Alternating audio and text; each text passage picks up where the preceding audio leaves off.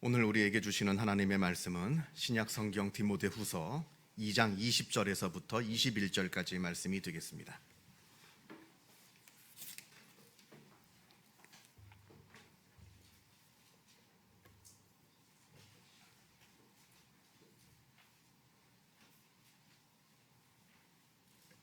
신약 성경 345면에 있습니다.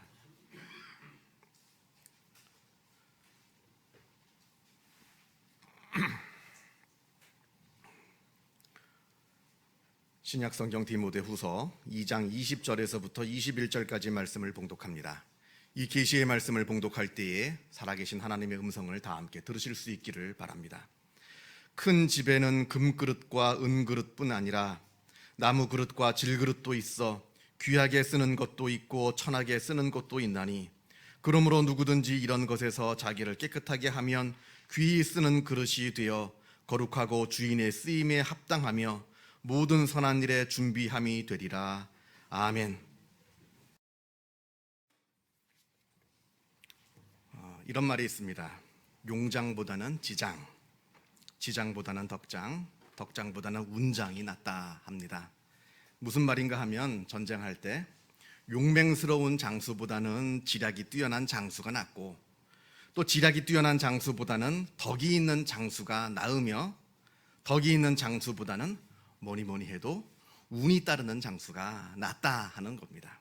그러니까 장수 중에, 장수가 여러 장수가 있습니다만 최고의 장수는 운장이라 합니다. 왜냐하면 목숨을 내놓고 서로 속이는 이 치열한 전투 속에서 그 전투의 성패라고 하는 것이 아주 생각지도 못한 아주 작은, 아주 의외의 것으로 결판이 나는 경우가 아주 많기 때문에 그러합니다. 이건 비단 군인들에게만 해당되는 이야기는 아닐 겁니다. 이건 누구에게나, 우리 모두에게나 해당되는 이야기일 겁니다. 세상에 운이 따르는 사람을 당해낼 재주는 없습니다. 아마 그건 다들 경험해 보셨을 겁니다. 운이 따르는 사람을 당해낼 재주는 없습니다. 왜냐하면 세상에 너무나 많은 변수가 있기 때문에 그러합니다. 내가 어떤 일을 할 때 지혜를 모으고 잘 계획을 하고 준비를 하였습니다만, 그러나 내가 아무리 그렇게 한다 한들 내가 이 모든 것을 다 알고 내가 이 모든 것을 다 예측할 수는 없는 겁니다. 반드시 생각하지도 못한 일들이 벌어지게 되는데, 아주 엉뚱한 데서 아주 엉뚱한 일이 벌어지게 됩니다. 바로 그것 때문에 때로는 우리가 울기도 하고요, 때로는 그것 때문에 반대로 오히려 웃기도 합니다. 이게 바로 인생입니다. 이걸 뭐라고 할까요? 인생의 아이러니라고 할까요? 아니면 인생의 어떤 묘미라고 할까요? 아무튼 이런 일들이 현실 속에서 우리에게 수시로 벌어지게 됩니다. 성공회 대학교 김명호 교수가 쓴 중국인 이야기라고 하는 책에 나오는 이야기입니다. 1955년 중국 공산당 중앙당에 한 농민이 편지를 보냈다고 합니다. 그 편지의 내용은 참새들 때문에 도무지 농사를 지을 수가 없다 하는 편지를 보냈습니다.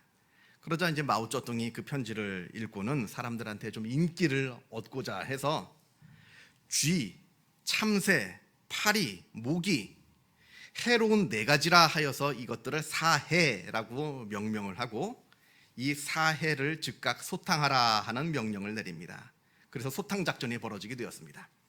그 첫날만, 이 소탕작전이 벌어진 첫날만 잡은 참새의 수가 무려 83,249마리였다 합니다. 그 첫날에만 잡은 숫자가. 이 참새 소탕작전이 아주 굉장했던 것 같습니다. 수도 베이징에 참새 선멸 총지휘부를 신설을 하고, 학생이건 농민이건 노동자건 군인이건 남녀노소 할 것 없이 다 동원을 해서 빗자루나 몽둥이나 세숫대야 같은 걸 다 들고 와서 사정없이 참새를 잡았습니다.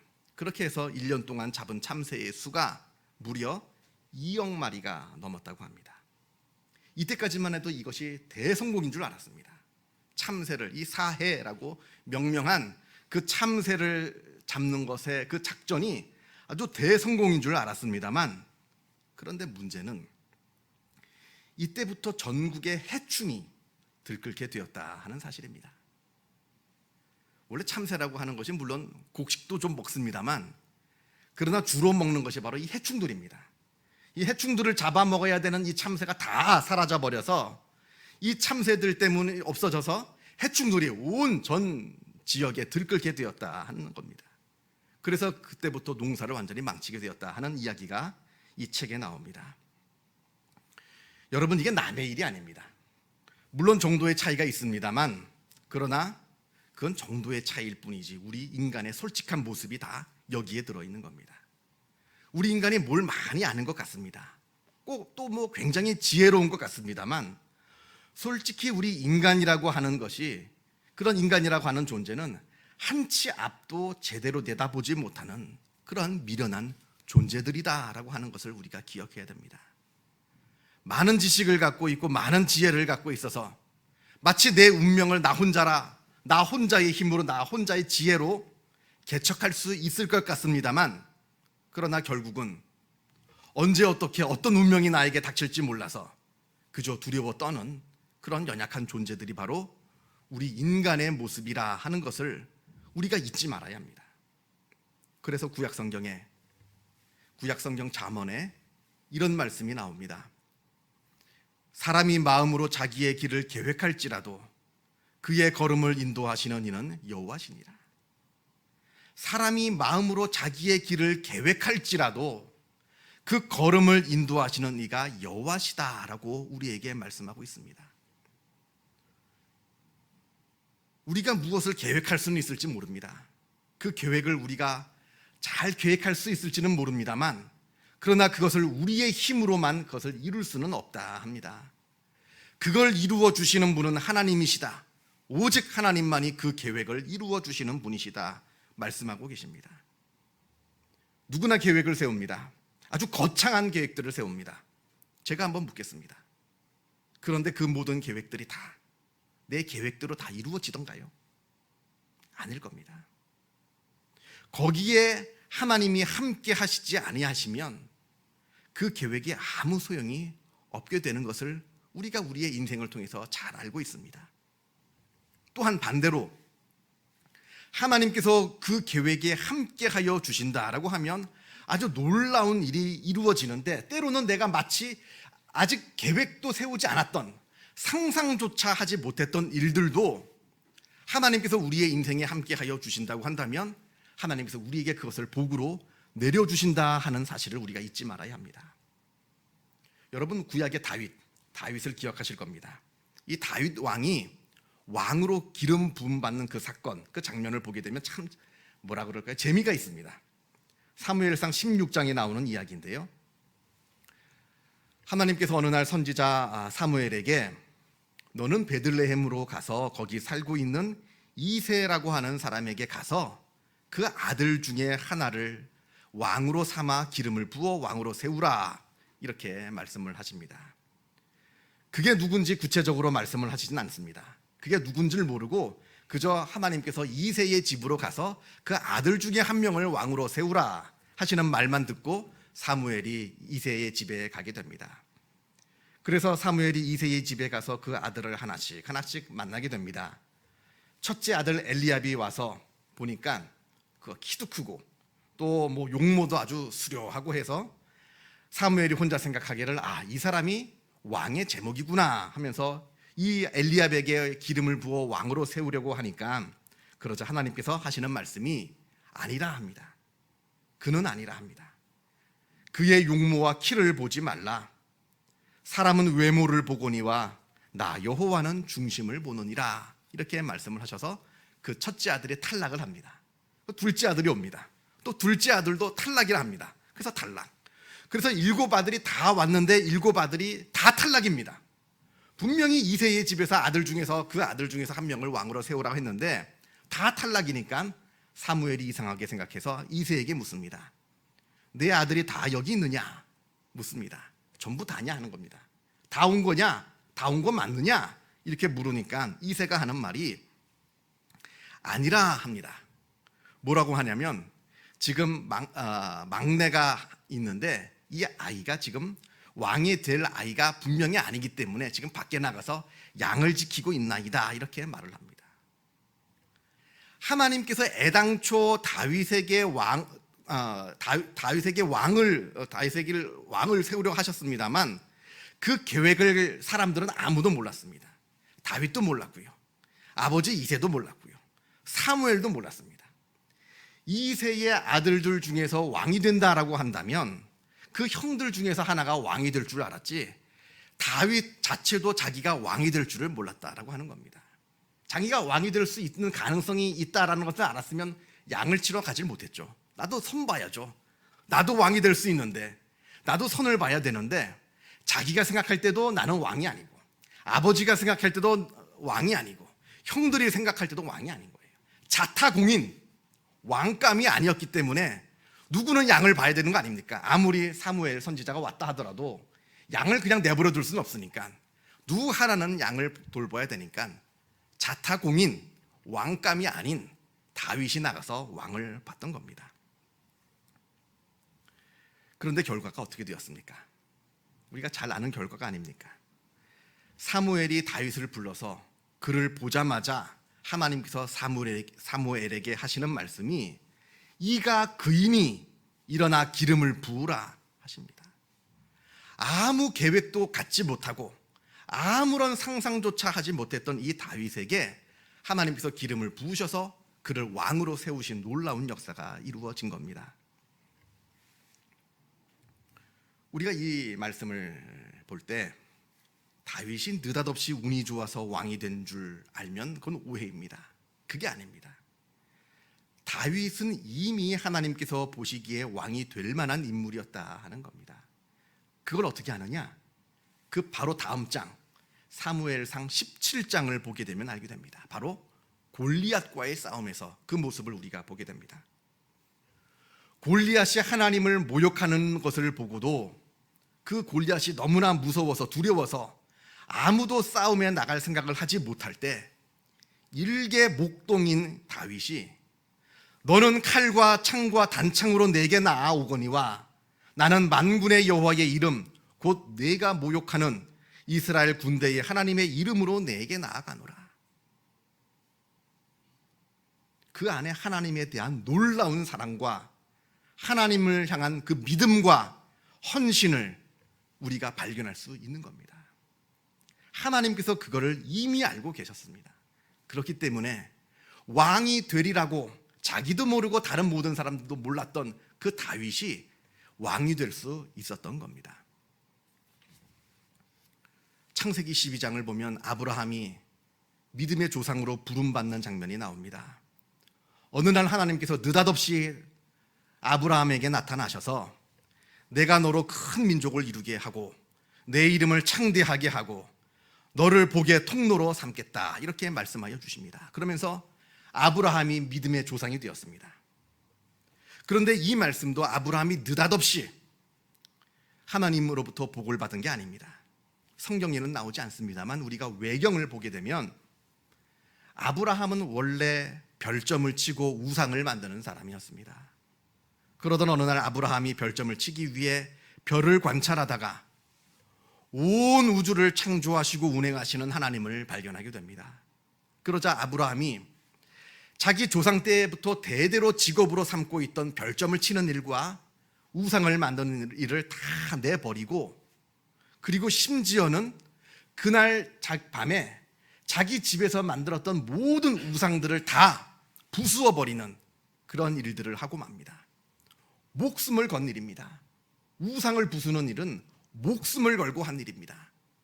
그렇게 당장 하나님을 믿고 우상을 버린 부수어 버린 그날 밤에 하나님께서 아브라함에게 나타나신 겁니다.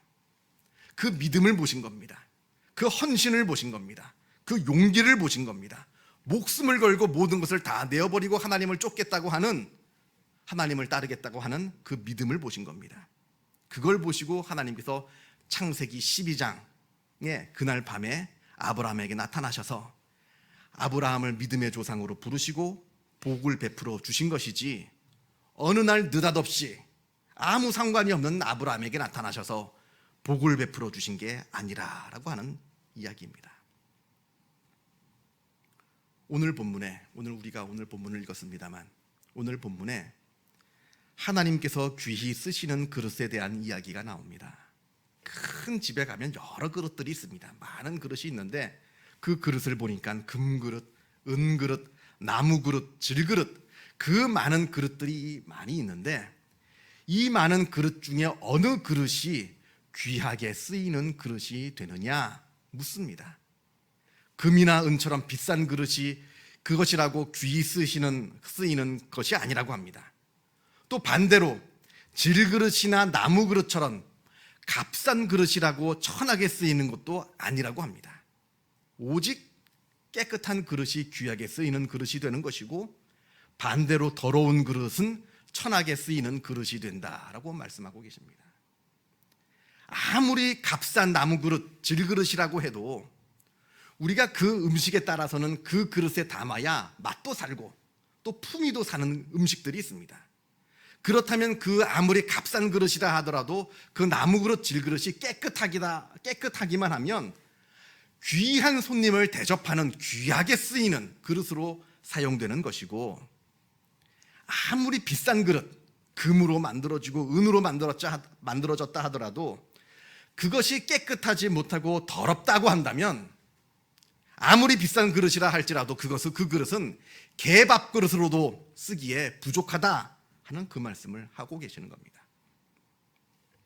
다윗도, 아브라함도, 그리고 성경에 나오는 그 수많은 인물들이 하나님으로부터 많은 복을 받고 하나님께 크게 쓰임을 받았습니다만, 우리가 성경을 읽을 때 우리가 기억해야 되는 것은 그들이 복을 받았습니다만 그들이 복받은 사실만 바라보지 말고 그 이전에 그들이 먼저 쓰임받기에 합당하도록 거룩하고 선한 일에 잘 준비가 되어 있었다라고 하는 이 사실을 우리가 주목해 보아야 한다 하는 사실입니다. 우리가 요셉 이야기를 잘 알고 있습니다. 하나님께서 요셉에게 꿈을 주셨습니다. 언젠가 세상에 심한 기근이 닥치게 될 텐데 요셉, 네가 이 기근에서 사람을 구하게 될 것이다 라고 하는 아주 엄청난 비전을 주셨습니다. 그런데 요셉이 철이 없을 때 이 꿈을 가지고 자랑을 합니다. 교만해졌습니다. 그리고 형들을 무시합니다.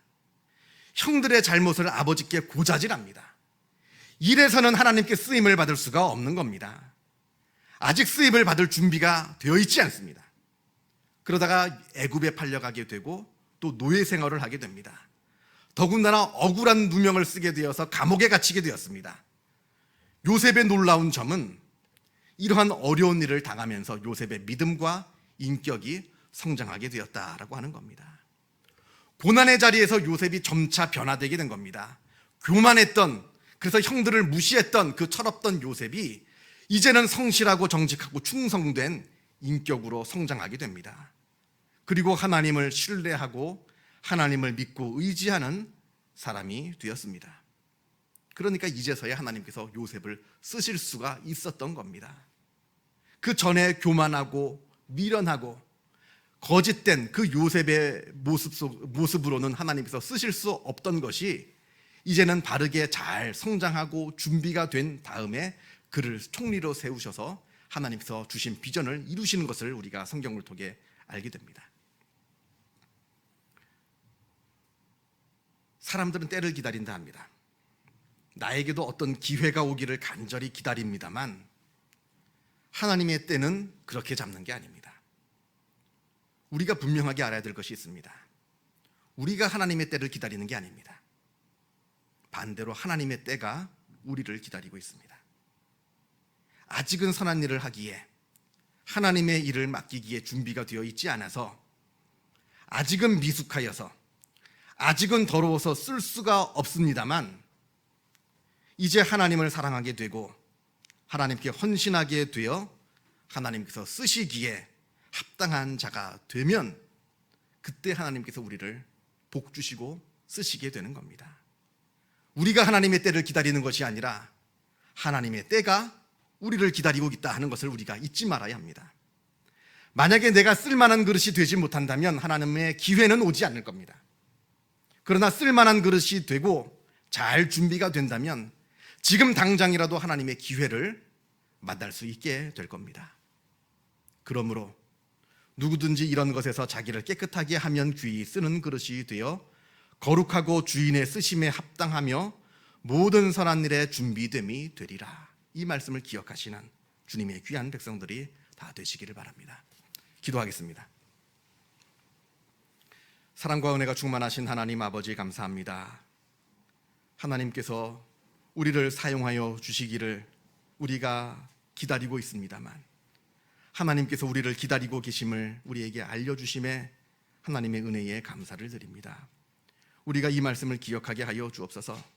하나님께서는 우리에게 복 주시기를, 하나님께서는 우리를 쓰시기를 기다리고 계십니다만 우리가 준비되어 있지 않아서 그 일에 합당하게 쓰임받지 못함을 우리가 깨달아 알게 하여 주시옵고, 그래서 나 자신을 돌아보아 나 자신을 하나님께서 쓰시기에 부족함이 없는 깨끗한 그릇으로 우리를 연마하고 나 자신을 깨끗하게 닦는데 게으르지 않는 주님의 귀한 백성들이 다 되게 하여 주시옵소서.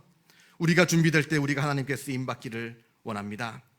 우리가 준비되었을 때 하나님께서 우리에게 복 주시기를 원하오니 주님께서 우리를 다스리시고 인도하여 주시어서 그러한 하나님께서 쓰실 만한 그릇이 되게 하여 주시옵소서.